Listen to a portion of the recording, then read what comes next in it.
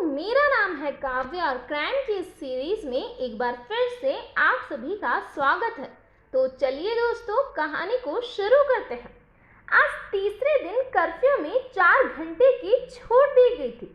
Inspector Rakesh अपनी police team के साथ हालात पर काबू पाने के लिए गश्त पर निकले हुए थे।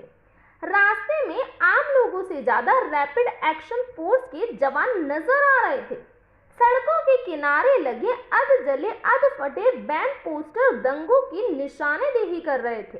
अपनी गाड़ी से आगे बढ़ते हुए इंस्पेक्टर राकेश ने देखा कि एक सीवर का ढक्कन ऊपर नीचे हो रहा था। उन्होंने फौरन गाड़ी रुकवाई। सीवर के करीब पहुंचने पर मालूम हुआ कि अंदर से कोई सीवर के ढक्कन को खोलने की कोशिश कर रहा था। इंस्पेक्टर राकेश ने जवानों से ढक्कन हटाने को कहा।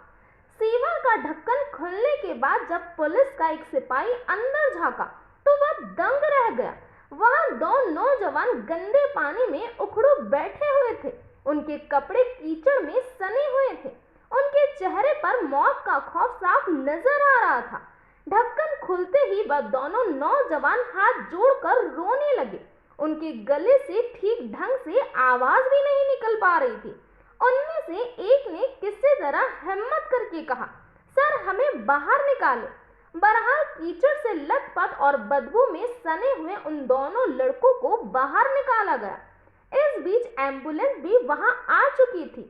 बाहर निकलने के बाद वह दोनों लड़के गहरी गहरी सांसें लेने लगे। दोनों के पैरों को कीड़े मकोड़ों ने काट खाया था, जिनसे अभी भी खून बह रहा था। उनके शरीर के कई हिस्सों पर जो चिपकी हुई खून पी रही थी और तिल चट्टी हुए कीड़े रेंग रहे थे। उन्हें झाड़ने या हटाने की भी ताकत उनमें नहीं बची थी। उन दोनों को जल्दी जल्दी एम्बुलेंस में लिटाया गया। एम्बुलेंस चलने के पहले ही एक नौजवान बोल पड़ा, अंदर 2 जने और हैं सर। पुलिस टीम को ये समझते देर नहीं लगी कि सीवर में 2 लोग और फंसे हुए हैं। पुलिस का एक जवान सीवर में झांकते हुए बोला, सर अंदर 2 डेड बॉडी नजर आ रही है। इंस्पेक्टर राकेश के मुंह से अचानक निकला, ओह। बड़ी मशक्कत से उन दोनों लाशों को बाहर निकाला गया, जो पानी में फूल कर सड़ने लगी थी। बदबू के मारे नाक में दम हो गया था। अगले दिन जिंदा बचे उन दोनों लड़कों के बयान से मालूम हुआ कि उनमें से एक का नाम महेश और दूसरे का नाम मकबूल है।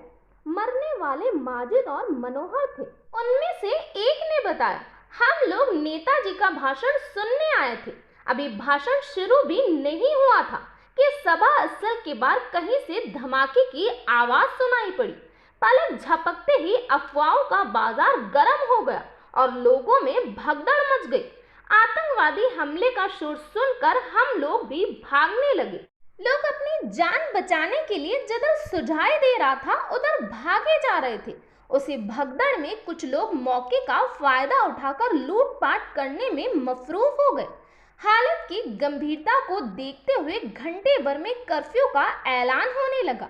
पुलिस की गाड़ियों के सायरन चीखने लगे।